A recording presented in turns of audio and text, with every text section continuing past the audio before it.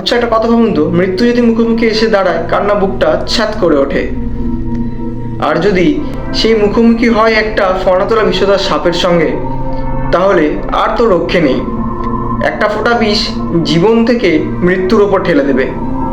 কিন্তু একটু ভেবে দেখুন, যিনি ত্রিলোকের স্বামী, যার এক পলকে বিশ্ব গোটা ব্রহ্মাণ্ড ছাই হয়ে যেতে পারে, যার অপর নাম মহাকাল, তিনি তার নিজের গলায় জড়িয়ে রেখেছেন নাগরাজ বাসুকীকে। কেন? বিশ্বের সব থেকে ভয়ঙ্কর সাপটিকেই কেন তিনি তার গলায় জড়িয়ে রেখেছেন? এটি কোনো আশীর্বাদ না অভিশাপ? নাকি এর পেছনে লুকিয়ে আছে এমন এক গভীর রহস্য যা আমরা শিব পুরাণে এর উল্লেখ পাই? আজকের ভিডিওতে আমরা জানবো এই রহস্যের পেছনের আসল সত্যটি কি। তো বন্ধুরা, ভিডিওটি শেষ পর্যন্ত দেখবেন। শেষের অংশটা শুনলে শিবের প্রতি আপনার ভক্তি আরও বেড়ে উঠবে, সেটি এক অন্য মাত্রায় পৌঁছে যাবে। নমস্কার বন্ধুরা, শিবপুরাণের অজানা কাহিনী পঞ্চম পর্বে আপনাদের সকলকে স্বাগত জানাই। আপনারা অনেকেই মহাদেবের অনেক রূপের কথা জানেন। তার হাতে থাকে ত্রিশূল, গলায় সর্প, পরনে বাঘের ছাল, তার মাথায় জটাজুট, অর্ধচন্দ্র এবং দেবী গঙ্গা। তার গলাতে জড়িয়ে থাকা এই নাগটির নাম নাগরাজ বাসুকী। এর সম্পর্কে আজ আমরা আপনাদেরকে জানাবো। কিন্তু এখন প্রশ্ন হলো, বাসুকী নাগ মহাদেবের গলায় স্থান কিভাবে পেলেন?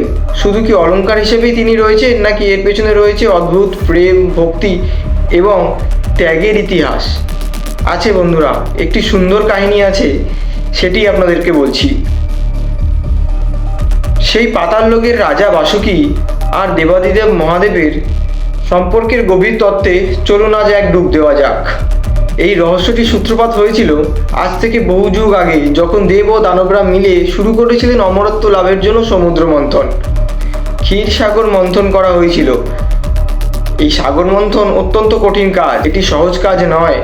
মন্থন করার জন্য যেমন দরকার ছিল একটি বিশাল শক্তি এবং কিছু সঠিক উপকরণ, মন্থন দণ্ডরূপে ব্যবহার করা হয়েছিল বিশাল মন্দার পর্বতকে। কিন্তু সেই পর্বত ঘোরাবে কিভাবে? পর্বতকে বাঁধার জন্য দরকার ছিল এক শক্তিশালী রশ্মির। তখন এই মহৎ কাজে নিজেকে সমর্পণ করতে এগিয়ে এলেন নাগরাজ বাসুকী। কল্পনা করুন বন্ধুরা, একটা আস্ত পর্বতকে বাঁধার জন্য বাসুকী নাগকে নিজের শরীর দিয়ে সেই পর্বতকে পেঁচিয়ে ধরে রাখতে হয়েছিল। যখন দেবতারা একদিক থেকে এবং দানবেরা অন্যদিক থেকে সেই বাসুকী নাগকে রশি হিসাবে টানা হেঁচড়া শুরু করলো, তখন মন্দার পর্বতের চরম ঘর্ষণে বাসুকী নাগের সারা শরীর অবর্ণনীয় যন্ত্রণা শুরু হলো। শরীর ছিলে গেল, চামড়া খসে পড়তে শুরু করলো, শরীর থেকে অনর্গল রক্ত বেরোতে শুরু করলো।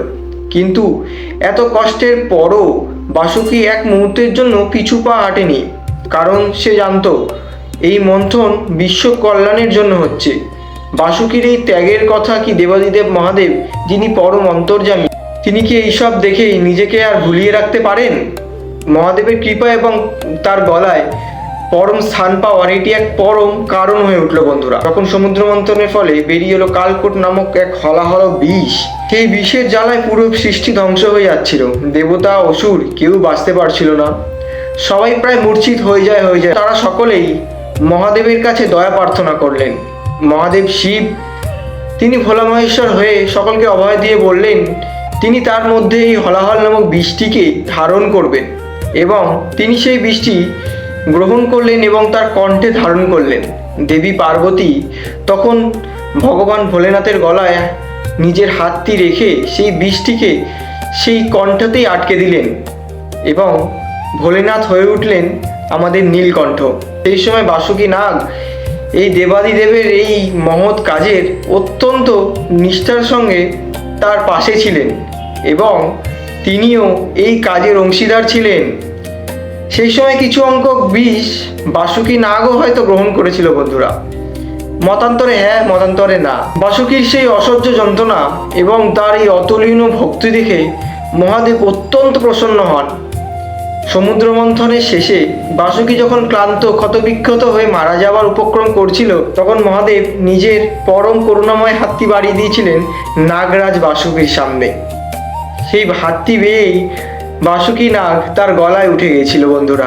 তিনি শুধু বাসুকীর জীবনই বাঁচালেন না, তিনি তার গলায় তাকে আশ্রয় দিলেন, এবং বাসুকী নাগ মহাদেবের গলায় গিয়ে মৃত্যুকে কাটিয়ে সারা জীবনের জন্য অমর হয়ে গেলেন। ভাবুন তো, নাগরাজ বাসুকীর চেয়ে আর কে ভাগ্যবান হতে পারে এমন?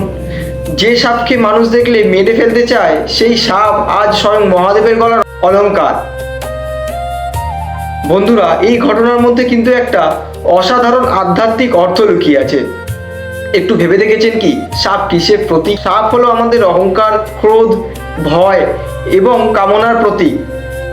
সাপ যেমন বিষাক্ত এবং অতর্কিত আক্রমণ করে ফেলে, আমাদের ভেতরে রাগ বা অহংকারও তেমনি মানুষকে ভেতর থেকে ধ্বংস করে দেয়। বন্ধুরা, মহাদেব আমাদের এটাই শেখান যে রাগ বা অহংকারকে জীবন থেকে একেবারে মুছে তো ফেলা যায় না, কিন্তু তাকে নিয়ন্ত্রণে তো রাখাই যায়।